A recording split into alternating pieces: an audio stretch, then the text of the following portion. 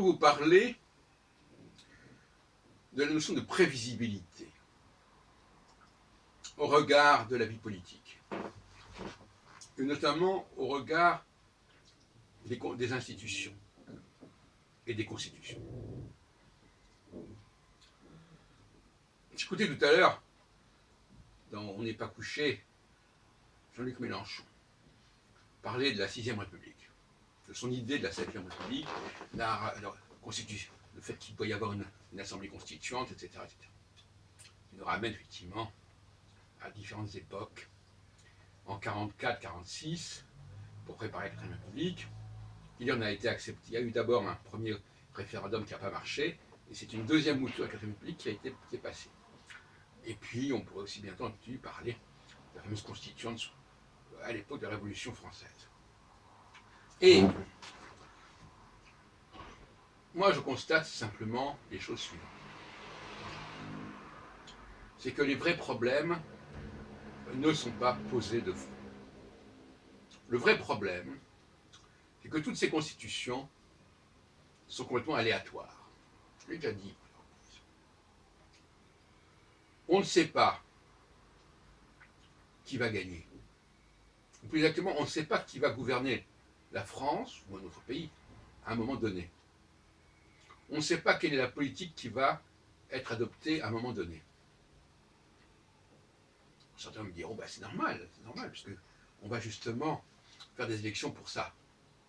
Oui. Mais ces élections, est-ce qu'elles garantissent l'alternance? Non. Ça n'a pas l'air de gêner M. Mélenchon. Pourquoi? Parce que M. Mélenchon, il veut bien l'alternance pour arriver au pouvoir, mais après, il ne veut plus l'alternance pour en partir. Vous connaissez cette problématique. Donc, tout le monde est un petit peu hypocrite. En réalité, j'en ai déjà dit, je reviens là-dessus, mais je vais poser le problème autrement cette fois-ci. En réalité, j'ai proposé, pour une prochaine constitution de la 6ème République, donc, j'ai proposé que l'on établisse une alternance réelle entre deux politiques qui se succèdent de façon systématique et donc prévisible. On pourra choisir quelles sont les personnes qui vont représenter cette politique, mais le programme lui-même, lui, sera établi dès le départ. Pour cela, il faut avoir une approche sociologique, c'est-à-dire il faut se dire qu'une société a besoin, successivement et alternativement, de tel et tel processus. Tout comme, par exemple, en agriculture, il peut y avoir des périodes de jachère. Il peut y avoir ce qu'on appelle des pelouses au repos. Il peut y avoir des pauses de toutes sortes, ou d'autres priorités, des priorités complémentaires. Alors, effectivement, sur le papier, ça existe. On sait que la droite a une certaine façon de voir les choses, et que la gauche a une autre façon de voir les choses. Mais on ne sait pas qui va l'emporter pour telle élection. Alors vous me direz, ah oui, mais c'est bien, c'est tout à fait bien comme ça, c'est aux électeurs de choisir. Bien justement, non. Si effectivement cette alternance fait sens sur le plan sociologique, sur le plan politique, parce que c'est nécessaire qu'il y ait cette alternance, qu'il est nécessaire qu'il y ait le jour après la nuit, l'été après l'hiver, etc., etc., le sommeil après l'éveil, donc on ne joue pas avec ça. On ne joue pas avec des questions de ce genre, qui sont des questions d'hygiène publique, de santé politique. On ne laisse pas cela au hasard. Or, c'est bien ce qui se passe actuellement. On demande à tout le monde d'abord de voter, et donc par conséquent, chacun vote selon ses propres valeurs, et quand je dis chacun, c'est une façon de parler, je ne parle pas en tant qu'individu, je parle en tant que groupe, parce que pour moi, les valeurs que nous défendons ne sont pas des valeurs individuelles, ce sont des valeurs qui appartiennent à notre catégorie d'appartenance. Pas tout à fait la même chose. Et ça, il y a un déni là-dessus absolument flagrant. Donc il y a un déni concernant la nécessité d'une véritable alternance qui se produise réellement, et il y a un déni parce qu'on ne comprend pas que à tel moment, les valeurs qui doivent l'emporter sont des valeurs féminines, et on précisera, et bien entendu par ailleurs, j'ai déjà fait ce qu'on entend par là, normalement des valeurs masculines. Donc, à partir de ce moment-là, on a tout faux. Donc, le prévisible et l'imprévisible. Alors, c'est assez comique. Quand nous vivons dans un monde imprévisible, on va voir des voyants, le mot voyant veut bien dire celui qui voit, pour nous dire ce qui va se passer. Donc, c'est un peu comme la question du cannabis, si vous voulez. En décriminalisant le cannabis, on met fin à un certain nombre de réseaux. Là, c'est la même chose. Si vous entretenez en permanence l'incertitude sur ce qui va se passer, sur ce qu'on va pratiquer comme programme à tel et tel moment, si les gens ne voient pas comment les choses vont s'organiser et vont s'échelonner sur une période de 10-20 ans, et je ne parle pas du personnel politique, je parle des valeurs et des programmes. Parce que pour moi, les programmes doivent être établis.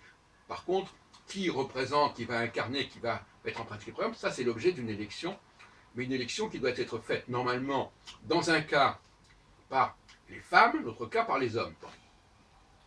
Alors revenons à la prévisibilité. Évidemment, quand on a des phénomènes d'imprévisibilité, notamment sous la 4ème République, ce qui a fait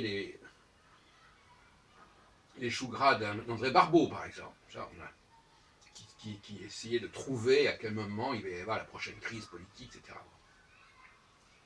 Voilà, donc on permet à des personnes de se positionner, de se présenter comme des gens qui vont vous dire ce qui va se passer, parce que justement, ce qui va se passer n'est pas prévu.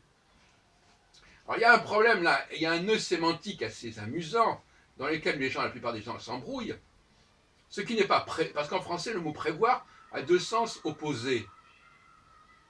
Prévoir, quand je dis c'est prévu, ça veut dire qu'on a décidé que les choses seraient ainsi. Mais on peut dire aussi c'est prévu, c'est-à-dire que on a des gens qui vont vous dire ce qui va se passer. Pas parce qu'eux-mêmes l'ont prévu, ils ne sont pas des acteurs, ce sont des observateurs qui vont vous dire comment les choses vont se passer. C'est pas du tout la même chose. Donc, on arrive à cette règle étrange que plus les choses sont imprévisibles, plus on a besoin de les prévoir, au deuxième sens du terme. Et moins les choses sont imprévisibles, moins on a besoin de les prévoir, puisque c'est déjà prévu. Alors on est un peu dans une sorte de langage de sketch à la De Vos, si vous voulez, n'est-ce pas, sur les journaux, mais le problème, malheureusement, pathétiquement, c'est vrai comme ça. Les gens s'embrouillent autour du mot prévoir, et finalement ils disent une chose et son contraire en permanence, et donc on ne sait pas de quoi on parle. Donc je voudrais que les choses soient claires. Il y a un problème de langage, effectivement. Je ne sais pas si ça existe dans d'autres langues, mais là il y a une confusion sémantique, morphosémantique grave, à savoir que on ne peut pas employer le même mot pour dire je prévois qu'il va se passer quelque chose, ou dans le sens de je prévois, c'est-à-dire, voilà, je dis qu'il va se passer ça. Et l'autre discours qui consiste à dire voilà, nous avons décidé qu'il en serait ainsi. Nous avons dit qu'il en serait ainsi. Alors voyez-vous, même le verbe dire est ambigu. Parce que dire, c'est celui qui ordonne, mais c'est aussi celui qui dit ce qu'il pense qu'il va se passer. Donc, on emploie des mots, et moi je suis très sensible à cette confusion du langage, on emploie des mots qui veulent dire une chose et son contraire, et c'est extrêmement fâcheux. Donc, et d'ailleurs d'une manière générale, je dirais, ce qu'on appelle le problème de l'indexicalité, qui parle? De quel point de vue on parle? Parce qu'on a employé les mêmes mots, mais de façon totalement différente. Si un homme politique dit « je prévois », il se prétend pas astrologue. Je prévois, c'est-à-dire que voilà ce que je dis qu'il devrait se passer ou qu'il va se passer. Parce que nous avons pris des mesures pour que ça se passe comme ça. Mais si ce n'est pas un homme politique qui dit cela, si c'est un observateur, alors un observateur, il y a toutes sortes d'observateurs, il y a des sociologues, des astrologues, etc. Et il dit, je prévois qu'il va se passer ceci et cela. Alors là, c'est pas du tout la même chose. Il ne dit pas que les choses vont se passer comme ça parce qu'il veut qu'elles se passent comme ça. Il dit qu'elles se passent comme ça parce qu'elles doivent se passer comme ça, parce que c'est inscrit dans les astres, en quelque sorte, c'est inscrit dans le destin des gens, etc., que ça se passe comme ça.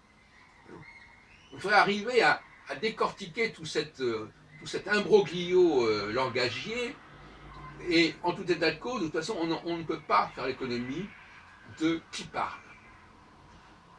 Les mots n'ont pas le même sens selon celui qui les emploie.